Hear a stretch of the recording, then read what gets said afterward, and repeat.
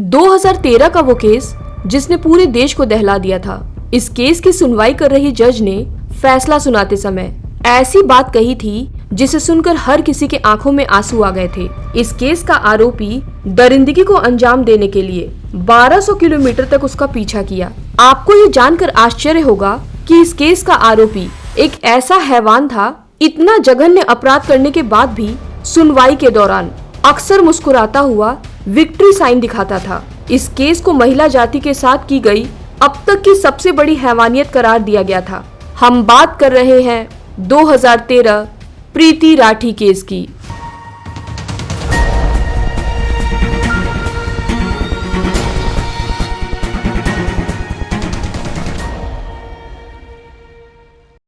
एक मई 2013 शाम 3:40 पर हजरत निजामुद्दीन रेलवे स्टेशन से दिल्ली मुंबई गरीब रथ एक्सप्रेस ट्रेन मुंबई के लिए रवाना होती है। इस ट्रेन में सैकड़ों मुसाफिर के साथ दिल्ली की 23 साल की प्रीति अपनी आंखों में बहुत सारे सपने, उम्मीदें, उमंगे लेकर मुंबई जा रही थी। दरअसल प्रीति ने जो मुकाम हासिल किया था उस पर पूरे परिवार को गर्व था।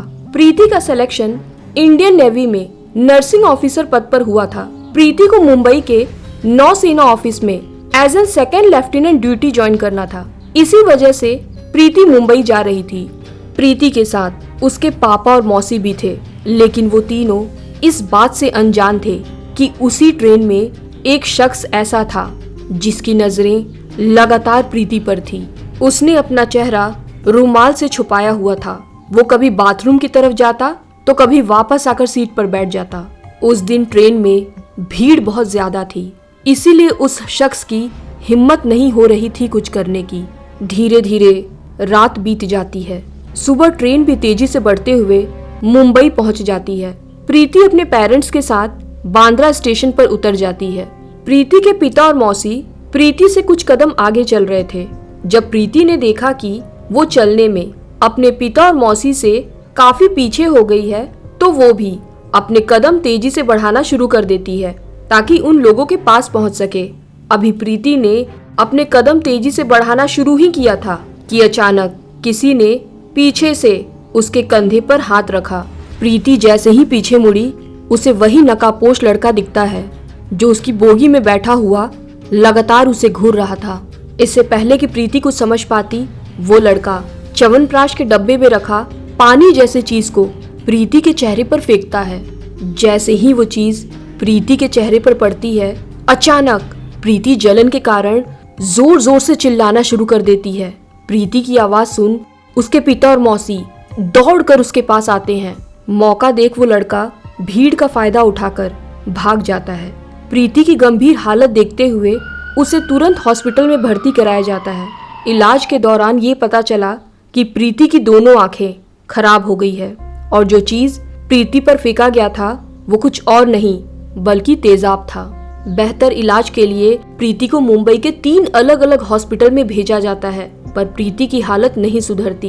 प्रीति बार बार डॉक्टरों से कहती कि उसे कुछ दिखाई नहीं दे रहा, वो आंखें कब खोल पाएगी। डॉक्टर उसे दिलासा देते कि जल्द ही सब ठीक हो जाएगा। शायद उसे थोड़ा थोड़ा एहसास हो गया था कि उसके साथ क्या हुआ है, लेकिन वो पूरा सच नहीं जानती थी कि अब वो कैसी दिख रही है। दिन गुजरता गया और इलाज चलता रहा, लेकिन प्रीति की हालत बद से बदतर होती जा रही थी। प्रीति बोलने में भी असमर्थ होती जा रही थी। उसने अपने मन के भाव को कागज में व्यक्त किया।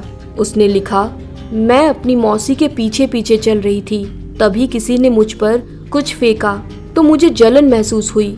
मैं उसे देख नहीं पाई कि वो गोरा था या काला। मैं तड़प रही थी।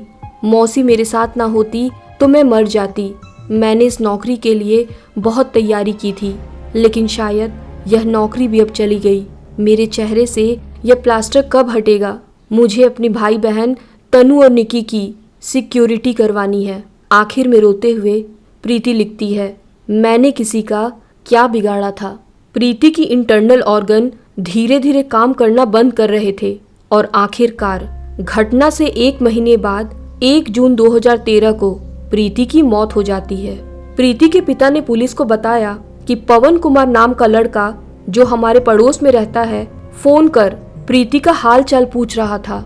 इसलिए पुलिस अनुमान लगाती है कि शायद पवन कुमार ने प्रीति पर एसिड फेंका होगा और वो जानना चाह रहा होगा कि प्रीति जिंदा है या मर गई। पवन कुमार को शक के दायरे में लेते हुए पुलिस उसे गिरफ्तार कर लेती है। उधर रेलवे के सीसीटीवी फुटेज से घटना के कुछ पल बाद एक लड़का बहुत घबराया हुआ तेजी से प्लेटफॉर्म पर भागता दिखता है। उसकी चाल और हड़बड़ाहट शक पैदा कर रही थी, लेकिन उसका चेहरा ठीक से दिखाई नहीं दे रहा था। काफी कोशिशों के बाद भी उस लड़के की पहचान नहीं हो पाई। उधर जांच के बाद पता चला कि 2 मई 2013 यानी घटना वाले दिन पवन कुमार मुंबई में था ही नहीं, बल्कि वो रोहतक में था। पवन कुमार के मोबाइल लोकेशन से भी ये बात सच साबित हुई। इस केस की जटिलता को देखते हुए तथा परिवार द्वारा उठ रहे मांग के आधार पर इस केस को मुंबई क्राइम ब्रांच को सौंप दिया जाता है। केस हाथ में आते ही क्राइम ब्रांच सबसे पहले प्रीति राठी के घर जाती है और जांच शुरू करती है। क्राइम ब्रांच के अधिकारी प्रीति के कुछ नजदीकी रिश्तेदार से पूछताछ शुरू करते हैं। तभी एक रिश्तेदार ने पुलिस को बताया कि पड़ोस में रहने वाला अंकुर पवार नाम का लड़का प्रीति से एक तरफा प्यार करता था, जिसे प्रीति ने ठुकरा दिया था। साथ ही प्रीति का सिलेक्शन नौसेना में हो गया था। वहीं अंकुर बेरोजगार था। इस जलन के कारण उसने अंजाम भुगतने की धमकी दी थी। पुलिस के लिए एक बड़ा क्लू था। पुलिस तुरंत अंकुर को पूछताछ के लिए बुलाती है। कॉल डिटेल से ये कंफर्म हो चुका था कि घटना वाले दिन अंकुर मुंबई में था। इसके अलावा पुलिस को ये भी नजर आता है कि अंकुर के दोनों हाथों पर जलने के निशान हैं। ये निशान वैसे ही थे जैसे कि एसिड से जलने पर होता है। अंकुर के बार बार बयान बदलने पर पुलिस का शक और मजबूत हो जाता है। कठोरता से पूछने पर उसने अपना गुनाह कबूल कर लिया। उसने बताया कि वो ट्रेन के अंदर ही प्रीति पर एसिड फेंकना चाहता था, पर ट्रेन के अंदर भीड़ होने की वजह से उसे प्रीति पर एसिड फेंकने का मौका नहीं मिल पाया। आखिर में बांद्रा स्टेशन पर उसने प्रीति पर एसिड फेंका। 2016 में मुंबई सेशन कोर्ट ने अंकुर को फांसी की सजा सुनाई।